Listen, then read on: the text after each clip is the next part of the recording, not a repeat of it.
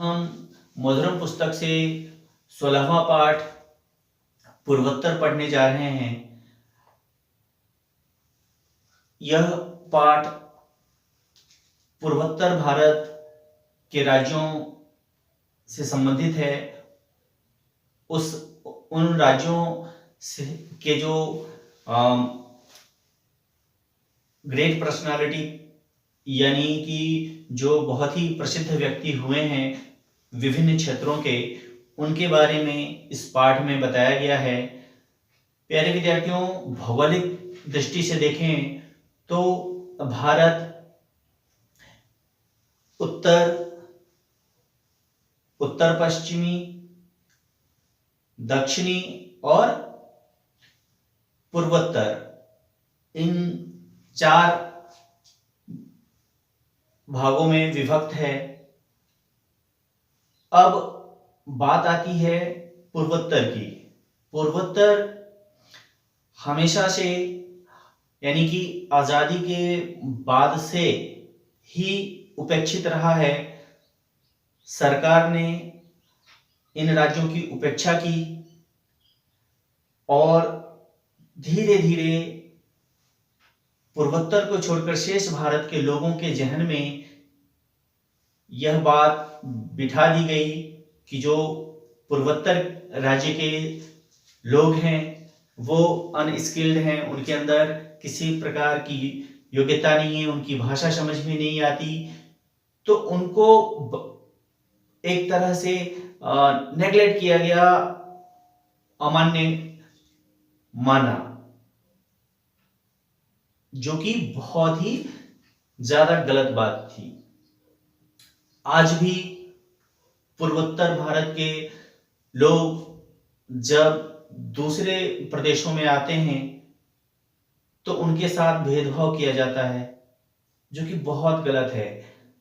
वो भी भारत का अभिन्न अंग है, अभिन्न हिस्सा है, एक माइलस्टोन है, लेकिन उसे इतनी उपेक्षाएं झेलनी पड़ी जिसकी वजह से हमारे दिलो दिमाग में, शेष भारतीयों के दिमाग में उनके प्रति एक तरह का अपेक्षा का भाव, एक उपेक्षा का भाव, एक तरह का जो नेगलेशन का है, एक तरह का जो नकारात्मक सोच विकसित हुई है, वह उसे हमें दूर करना चाहिए।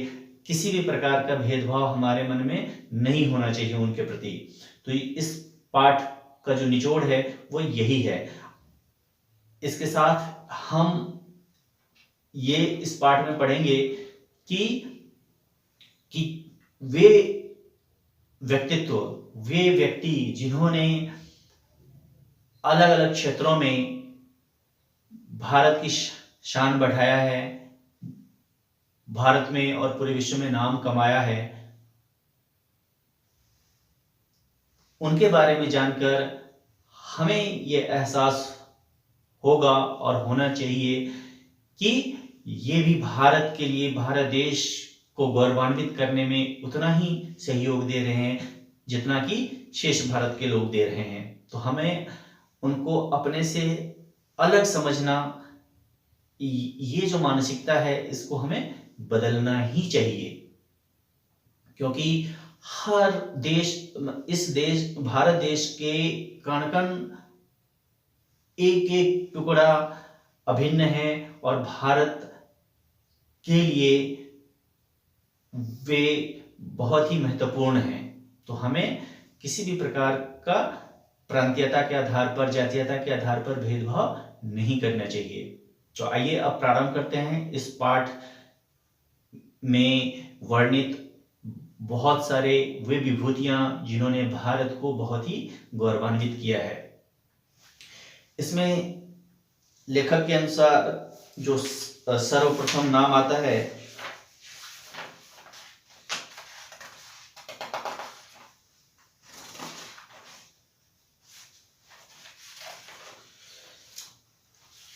सर्वप्रथम जो उल्लेख किया गया है इस पाठ में वह है भूपेन हजारिका, जो कि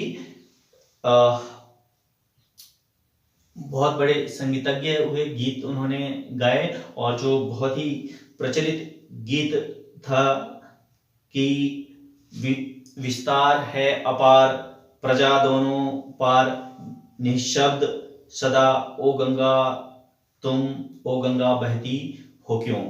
तो ये अनुवादित है, ये असमिया भाषा में लिखित है। और इसको जब भूपेन हजारिका ने गाया तो पूरे विश्व, पूरे देश के लोग उस गीत की संवेदनाओं से जुड़े और बहुत सारा उनको प्यार मिला। और इसी कारण से उनको बहुत सारे असम रत्न का पुरस्कार, दादा साहब फाल्के का पुरस्कार, पद्म भूषण, एक से एक बढ़कर उनको पुरस्कार मिला। इसके बाद इस कड़ी में जो दूसरा नाम है और बहुत ही महत्वपूर्ण है, वह है इंदिरा गोस्वामी जी का। इंदिरा गोस्वामी असम की प्रसिद्ध लेखिका हैं, जिन्होंने बहुत सारे उपन्यास लिखे और इन उपन्यासों के माध्यम से देश में व्याप्त जो बहुत सारी कुरीतियां थी, कुप्रथाएं थी, गलत मानसिकता थी, उनको उन्होंने दूर करने का प्रयास किया। जिसमें विधवा विवाह पर जो उनका उपन्यास है वो बहुत ही चर्चित रहा है। इसके अलावा जो असम में जो एक उग्रवादी या ये कहने की एक जिस तरीके से नक्सलाइट हैं, उसी तरीके से असम में भी उनको असम में जो उल्फा करके एक ये नक्सलवादी की तरह ही उल्फा था, जिसका आतंक बहुत ज़्यादा था असम में, बहुत ज़्यादा सरकार को और लोगों को नुकसान पहुंचाते थे। तो उनके और सरकार के बीच में मध्यस्थता करके जो उनकी जायज़ मांगे थी, उनको सरकार के समक्ष रखा और एक मध्यस्थता से फिर धीरे धीरे उस उल्फा का जो कह लें अंत कह लें, या वो उनकी मांगे जब थोड़ी पूरी हुई और जो वाजिब मांगे थी वो जब पूरी हुई, तो इस तरीके से वह अस्तित्व से गायब हुआ और असम एक शांति और खुशहाल राज्य फिर से बना। तो इस तरह का उनका जो योगदान है, और इन्हीं कारणों से उन्हें शांति दूत भी कहा जाता है। इंदिरा गोस्वामी जी के बाद जो अगला नाम आता है, जो कि पूर्वोत्तर राज्य से हैं, वह है शास्त्रीय संगीत की गायिका परवीन सुल्ताना। इन्होंने बहुत सारे भजन गाए और सिर्फ देश में ही नहीं बल्कि अन्य देशों में जाकर भी भारत के जो शास्त्रीय संगीत और कला है और संस्कृति भारतीय है, भारतीय संस्कृति को उन्होंने गौरवान्वित किया। और उनका जो एक बहुत ही प्रसिद्ध गीत है, जिसमें कि आप लोगों ने भी शायद सुने हो और ना सुने हो, तो एक बार अवश्य YouTube पर सुनिएगा कि हमें तुमसे प्यार कितना ये हम नहीं जानते, मगर जी नहीं सकते तुम्हारे बिना। तो उनका ये एक गाने से वो इतनी ज़्यादा प्रसिद्ध हुई कि उनका नाम अब बहुत ही अदब से एक गायिका के रूप में लिया जाता है। इसके अलावा भी उन्होंने बहुत सारे भजन और गीत गाए हैं, तो ज़रूर आप लोग इनके बारे में भी सुनिएगा, जानिएगा। इसके अलावा जो अगला और महत्वपूर्ण नाम है वो फिल्मी जगत से आप लोगों ने देखा होगा, टेलीविज़न पर अक्सर फिल्म प्रसारित होते रहते हैं, घातक, जिसमें विलेन का रोल जो डैनी ने किया है। तो बहुत ही उम्दा किरदार है, उनकी आवाज़ बहुत ही भारी और अलग है। तो वो भी पूर्वोत्तर से आते हैं और फिल्मी दुनिया में अपना नाम कमाते हैं। कहने का मतलब यहाँ यह है कि चाहे कोई भी व्यक्ति हो, उसे प्रांतीयता के आधार पर, क्षेत्रीयता के आधार पर या जाति धर्म के आधार पर भेदभाव नहीं करना चाहिए। जो जिस काबिल है, हर व्यक्ति अपने आप में यूनिक है, अलग है, अलग अलग गुणों से युक्त है, तो हमें सबका सम्मान करना चाहिए।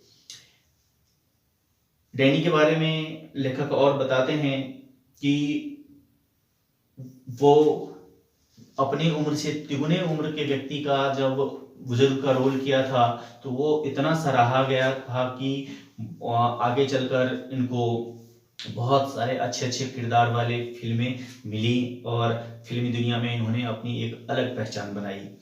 इसके अलावा मैरी कॉम को कौन नहीं जानता।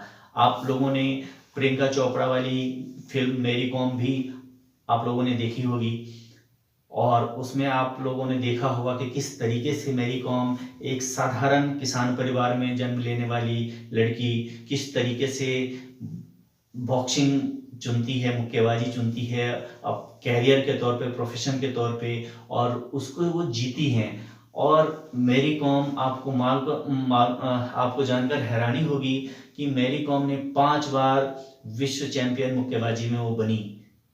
तो इतना उम्दा एक छोटे से गांव, छोटे से किसान परिवार में जन्म लेने वाली लड़की पूरे विश्व के फलक पर, ये समझिए कि पूरे विश्व के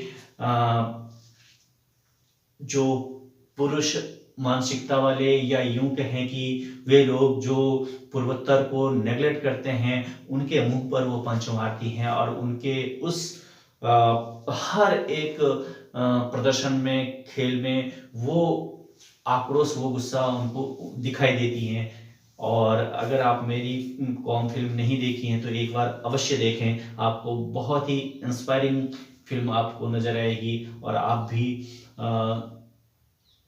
संघर्षों से किस तरीके से आदमी आगे बढ़ता है, किस तरीके से जूझता हुआ आगे बढ़ सकता है, ये सारी बातें उस फिल्म में हैं, तो आप लोग अवश्य देखिएगा।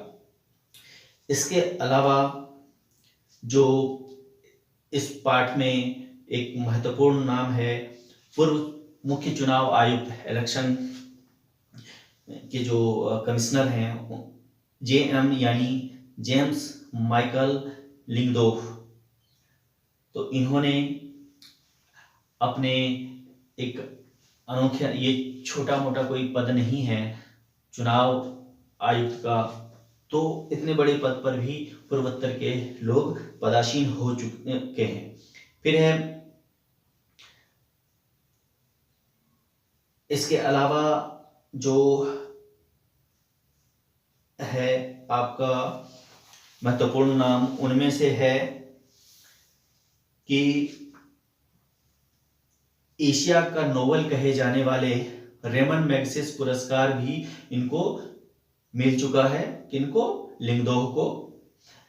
फिर बात आती है मणिपुर के रतन थियम राष्ट्रीय नाट्य विद्यालय के निदेशक रहे हैं और खास रंग प्रयोगों के कारण पूरी दुनिया में जाने जाते हैं। दिल्ली में थियम के नाटकों और मणिपुरी में होते हैं को देखने के लिए बड़ी संख्या में दर्शक आते हैं। वे पद्मश्री व संगीत अकादमी पुरस्कार से सम्मानित हो चुके हैं। इसके अलावा जो बात आती है नागालैंड के फेमस डिजाइनर की, जिनका नाम है अतसु सेखोस। इनकी पहचान खास नागालैंडी स्टाइल है, जिसकी भारत ही नहीं पूरी दुनिया में लोग दीवाने हो चुके हैं। तो इसी तरीके से एक और है पेपॉन। आज भारतीय इंडी पॉप के जाने माने चेहरे हैं। तो जो पेपॉन हैं वो पॉप सिंगर हैं और वो भी असम के एक शास्त्रीय संगीत की परंपरा वाले व्यक्ति हैं। और किस तरीके से असम की जो संस्कृति है उसको और आधुनिक जो पाश्चात्य और भारतीय संस्कृति है उसके मिश्रित रूप से उन्होंने जिस तरीके से अपने उन अभिनय में, उन प्रदर्शन में जिस तरीके से उन्होंने नाम कमाया है वह भी उल्लेखनीय है।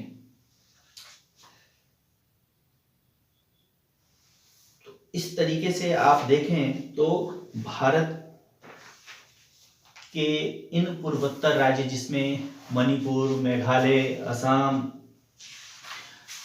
सिक्किम, अरुणाचल प्रदेश, नागालैंड, तो चाहे वो असम हो, चाहे मणिपुर हो, चाहे वो अरुणाचल प्रदेश हो, चाहे मेघालय हो, मिजोरम हो, नागालैंड हो, इन सब राज्यों के जो निवासी हैं उनके दिल में भी हिंदुस्तान बसा हुआ है। वो भी हिंदुस्तान से उतना ही प्यार करते हैं जितना हम आप या शेष भारत के लोग करते हैं। लेकिन शुरू से ही आज़ादी के समय से लेकर हालिया दिनों तक उनके साथ दुर्व्यवहार होता रहा है। हमारी जो सोच है उनके प्रति नकारात्मक रही है, उपेक्षापूर्ण रही है। तो ये चीज़ें उन लोगों को आहत करती हैं। तो आप आज के बाद से जब भी पूर्वोत्तर के लोग, उन राज्यों के लोग मिलें तो उनको पूरा सम्मान दें, पूरा प्यार दें और उन्हें यह न लगे कि वे कहीं और आगे हैं, वो अपने देश में नहीं है, वो अपने देश के नागरिक नहीं है। तो वो फील कराएं कि नहीं, आप भी इसी देश के अभिन्न हिस्सा हैं, अभिन्न अंग हैं और आप और हम में कोई फर्क नहीं है। तो उम्मीद करता हूँ प्यारे विद्यार्थियों कि यह पाठ जो हमारे संवेदना से जुड़ी हुई है, हमारी सोच से जुड़ी हुई है कि हम देश के कोने कोने में बसने वाले हर व्यक्ति को प्यार और स्नेह दें, उसको उपेक्षा की दृष्टि से ना देखें, उसको पूरा एक तरह का अपनापन हर एक व्यक्ति, हर नागरिक के बीच में वो अपनापन, वो देश के प्रति जो प्यार और सम्मान है वो दिखाई देनी चाहिए। उम्मीद करता हूँ आप लोग ऐसा ही करेंगे, तभी यह पाठ आप सार्थक माना जाएगा। तो आज के लिए बस इतना ही। इस पाठ के प्रश्नोत्तर हम अगली कक्षा में करेंगे। जय हिंद।